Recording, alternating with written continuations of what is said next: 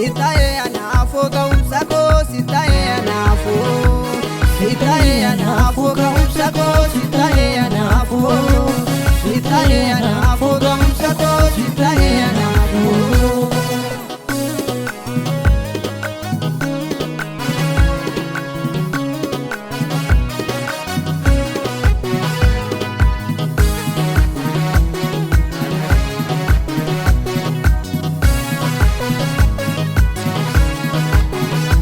Abdi godhati gaafa hundumaa kana laalee dakoorra kee waddu jajeen gufuu kanaaf maqaa kee faarfannaa koo sitti waakkadhu.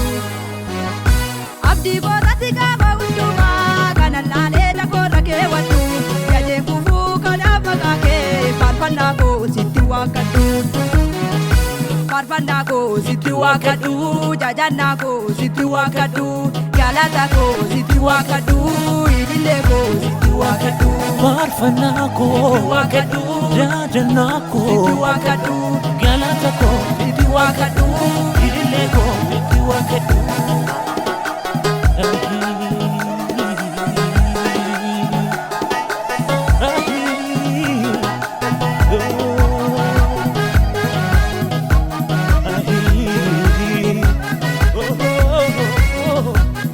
ilaalan danjiru sitti siin argamu gooftaan kan akka kee. Ifaaruu dadhabu bara jireenyaa kooni maa guddummaa kee. Dhaloota tannamaa dhugaa kee lolkaasaa imaanaan argaachitu. Du'arraa sakaatee addunyaa tolkaatee lolmaa hima keetu. Ilaalan danjiru sitti siin argamu gooftaan kan akka kee. Ifaaruu dadhabu bara jireenyaa kooni maa guddummaa kee. Dhaloota tannamaa dhugaa kee lolkaasaa imaanaan argaachitu. Du'arraa sakaatee addunyaa tolkaatee lolmaa hima keetu.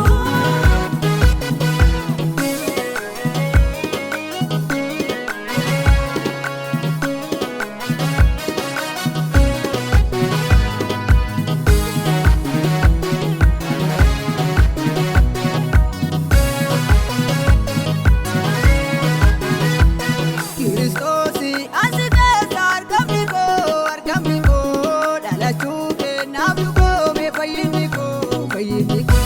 Kiristoosii asi keessa argamni koo dhalachuu kennaaf dhugoome fayyinni koo.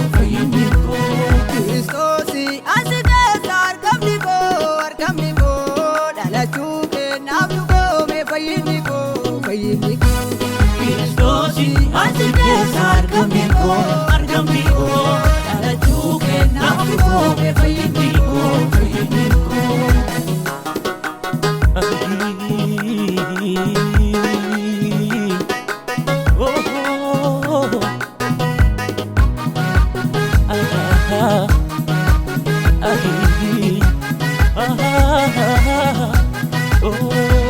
Onni du'a injifatee ka'ee Yesuusi maqaan kee situ naaf xumure qooda koo mirga koo dhaabatee.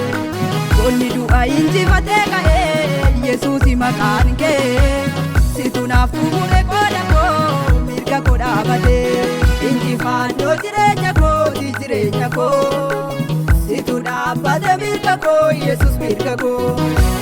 Injifannoo jireenya koo situ dhaabbate mirga koo Yesuus mirga koo. Injifannoo jireenya koo situ dhaabbate mirga koo Yesuus mirga koo.